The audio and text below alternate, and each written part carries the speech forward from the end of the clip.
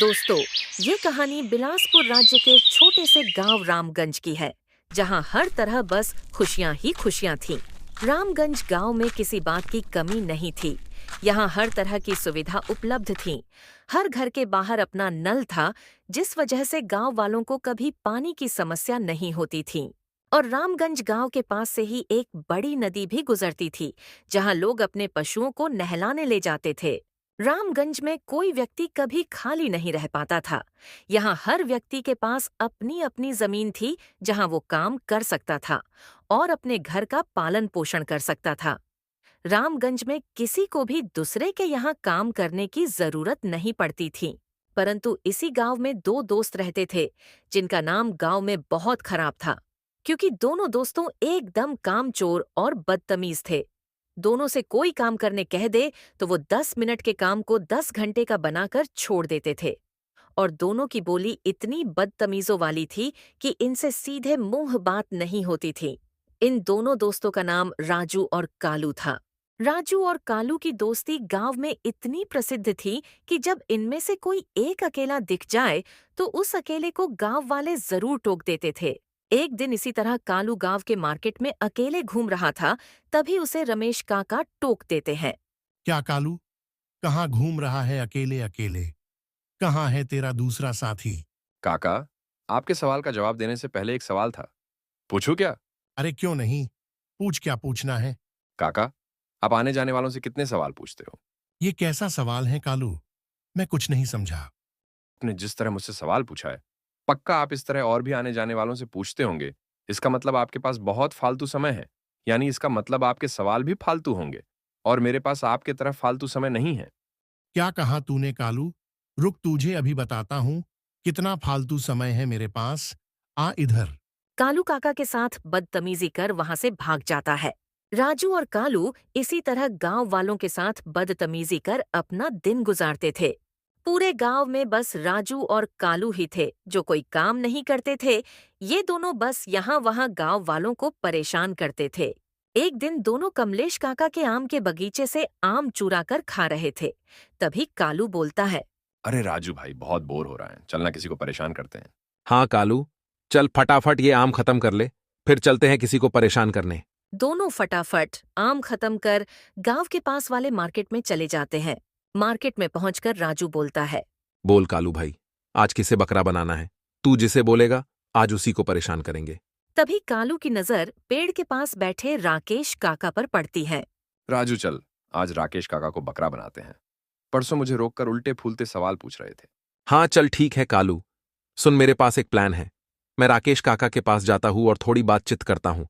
तभी तू अपने साथ 4-5 गुब्बारे हवा भर के और एक गुब्बारा पानी भर के लेके आना और पेड़ के पीछे छुपे रहना।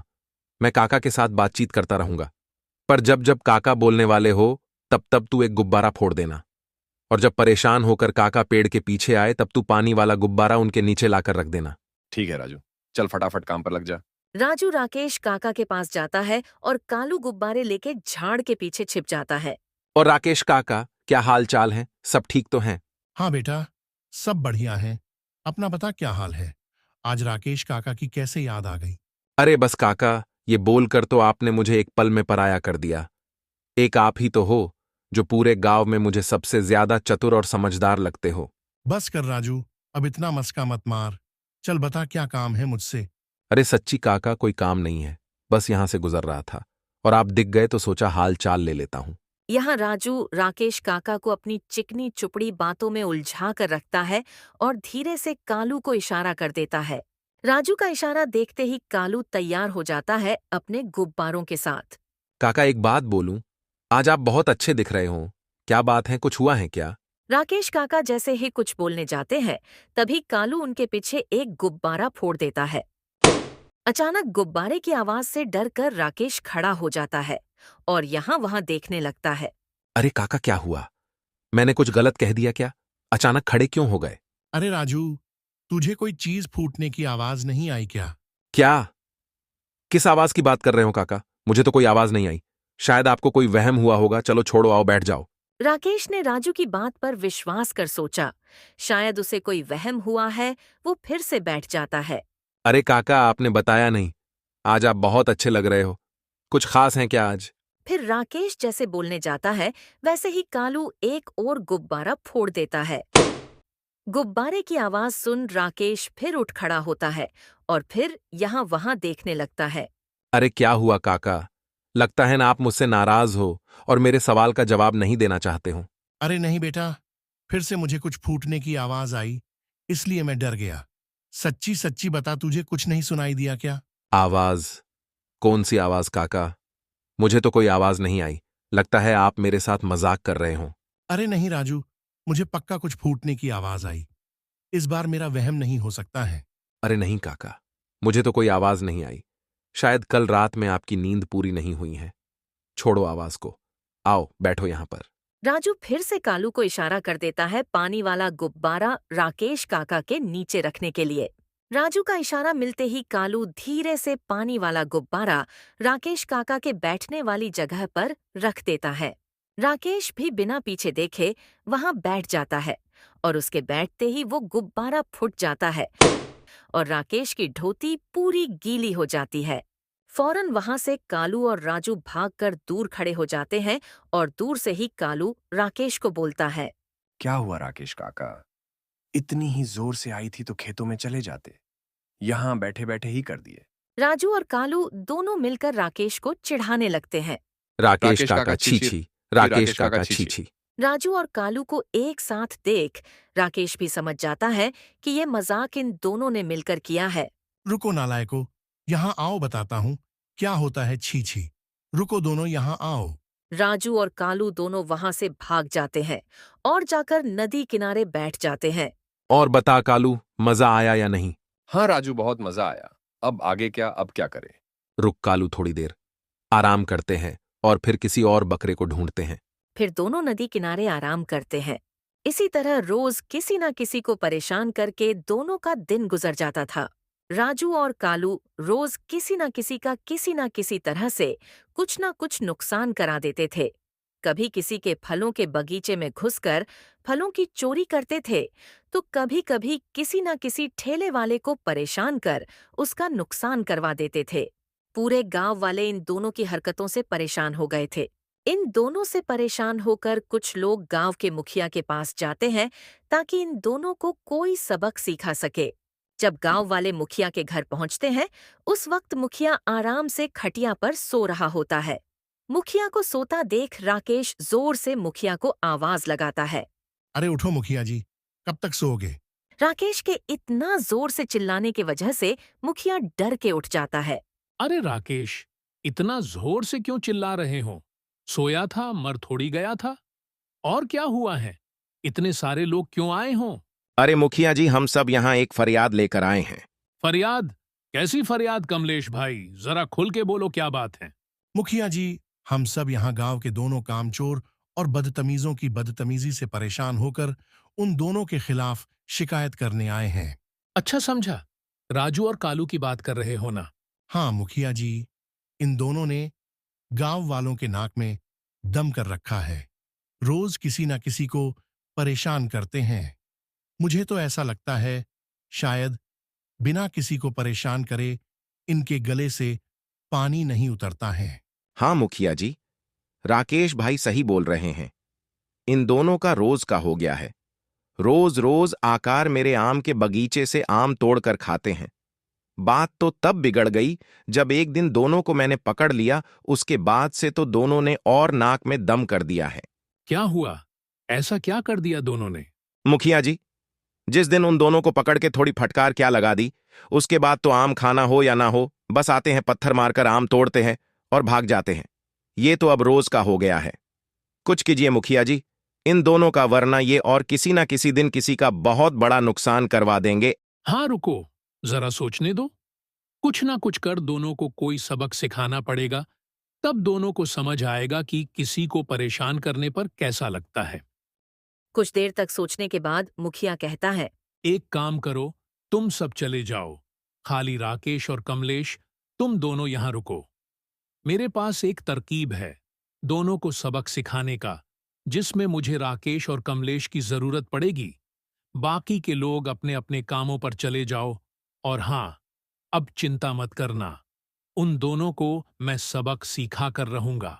मुखिया की बात सुन बाकी के गांव वाले वहां से चले जाते हैं। बोलो मुखिया जी, क्या प्लान है दोनों को सबक सिखाने के लिए? एक बात बताओ, राकेश और कमलेश, तुम दोनों के हिसाब से इन दोनों की ताकत क्या है? ताकत का तो बोल नहीं सकता मुखिया जी, पर दोनों एक नंबर के कामचोर हैं। दोनों के पास कोई काम नहीं है और कहते हैं ना, खाली दिमाग शैतान का घर। बस वही है इन दोनों का भी। नहीं राकेश, तुम नहीं समझ रहे हो। यह दोनों जब भी कोई शरारत करते हैं तब दोनों साथ होते हैं। इसका मतलब सबसे पहले हमें इनके दोस्ती में दरार लाना होगा और उसी दरार का फायदा उठाकर इन दोनों को कोई ना कोई गलत इल्जाम में फंसाकर पुलिस के हवाले करने का नाटक करना होगा। तब जाकर डर के यह लोग अपनी बदतमीजी बंद करेंगे। क्या बात है मुखिया जी, क्या पकड़ा है आपने? चलिए अब फटाफट दोनों के दोस्ती में किस तरह दरार लाए और दोनों को किस इल्जाम में फंसाए, ये भी बता दीजिए। मुखिया राकेश और कमलेश दोनों को राजू और कालू को सबक सिखाने वाला आइडिया बता देता है। फिर अगली सुबह जब राजू और कालू कमलेश के आम के बगीचे पर आम तोड़ने जाते हैं, दोनों आम तोड़ने ही वाले थे, तभी वो वहां खड़े कमलेश को देख लेते हैं।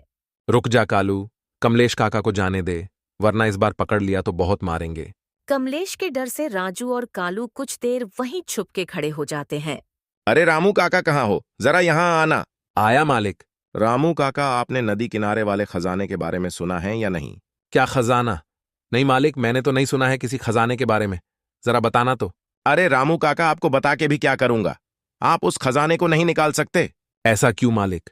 मैं क्यों नहीं निकाल सकता वो खजाना? नहीं काका, ये कोई मामूली खजाना नहीं है।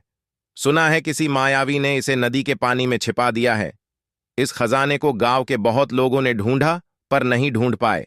मालिक, ऐसा कौन सा जादू किया था उस मायावी ने कि खजाना कोई नहीं ढूंढ पा रहा है?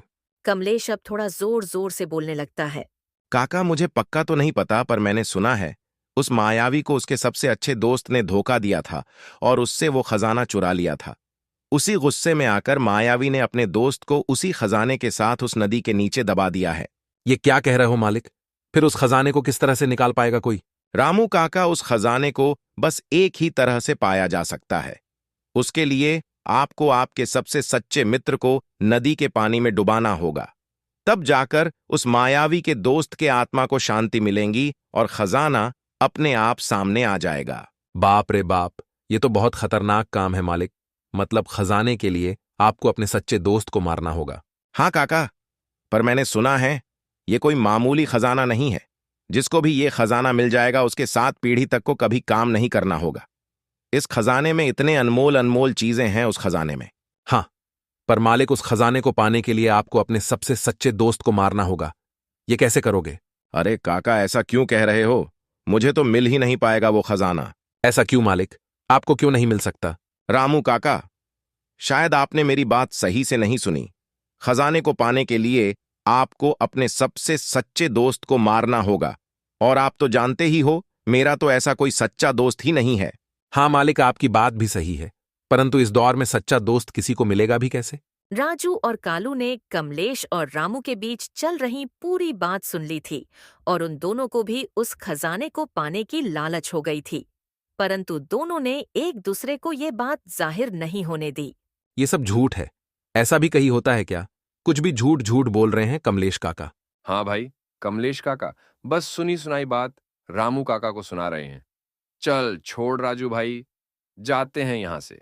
आज मूड नहीं कर रहा आम तोड़ने का। राजू और कालू दोनों कमलेश के आम के बगीचे से चले जाते हैं, परंतु दोनों कमलेश काका की बात भूल नहीं पा रहे थे। चलते चलते दोनों गांव के बाजार में पहुंच जाते हैं। गांव के बाजार में पहुंचते ही दोनों को राकेश काका दिखाई दिए, जो एक फल वाले से बातचीत कर रहे थे।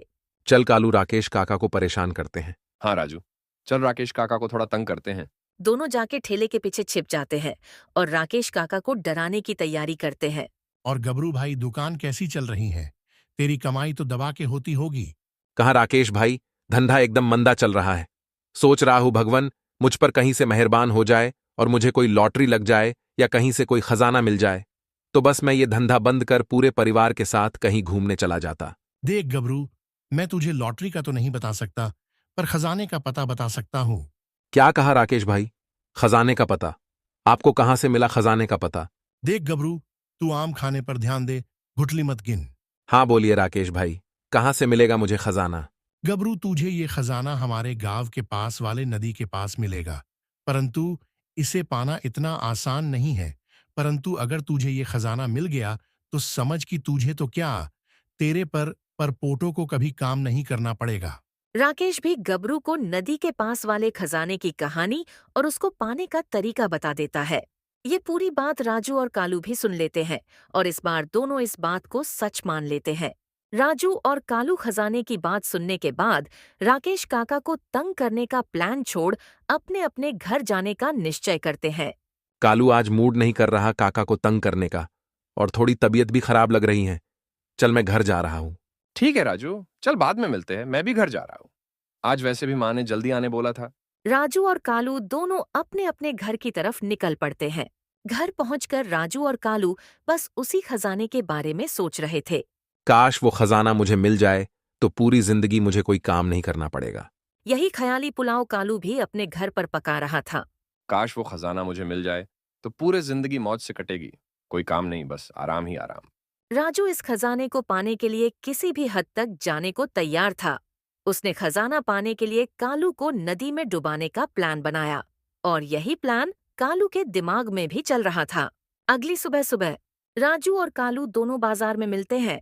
चलना कालू, आज कुछ नया करते हैं। रोज रोज इन्हीं गांव वालों को परेशान कर करके अब मजा नहीं आ रहा है। हाँ राजू, बात तो सही कहा तूने, चल कुछ नया करते हैं। कुछ सोचा है क्या तूने? हाँ कालू, चल आज नदी किनारे जाते हैं। हाँ चल राजू। राजू और कालू दोनों नदी किनारे जाने के लिए निकल जाते हैं। राकेश भी उन दोनों का पीछा करता है। दोनों नदी किनारे जाकर खड़े हो जाते हैं। आखिर आ गए नदी के पास कालू, और बता क्या करना है? वैसे तो मैंने कुछ सोचा नहीं है, पर राजू मैं कल राकेश काका और कमलेश काका की बातें भूल नहीं पा रहा। वो तुझे क्या लगता है, ये खजाने की बात सच होगी या नहीं? देख कालू, मुझे तो कुछ पता नहीं, पर एक तरीका है जानने का। हाँ बताना राजू, क्या तरीका है? कालू के ये बोलते ही राजू उसे नदी में धक्का मार देता है। राजू नदी में गिरते ही तड़पने लगता है और बचाओ बचाओ चिल्लाने लगता है। तभी तुरंत पीछे से राकेश पानी में कूदकर कालू को बाहर निकाल लेता है और पुलिस आकर राजू को कालू को नदी में धक्का मारकर मारने की साजिश में पकड़ लेती है। मुझे छोड़ दो, मैंने कुछ नहीं किया। मैंने सब कुछ अपने आंखों से देखा, कैसे तूने कालू को नदी में धक्का मारा। तभी पीछे से वहां मुखिया आ जाता है।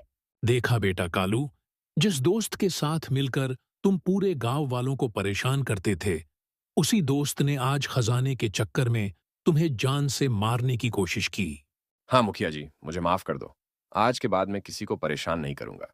कालू पुलिस वाले को राजू को माफ कर छोड़ने कहता है, क्योंकि वो भी यहाँ वही करने आया था जो राजू ने किया। पुलिस वाला कालू के कहते ही राजू को छोड़ देता है। राजू भी मुखिया जी और कालू से माफी मांगता है। मुझे भी माफ कर दीजिए मुखिया काका, आज के बाद मैं भी किसी को परेशान नहीं करूंगा।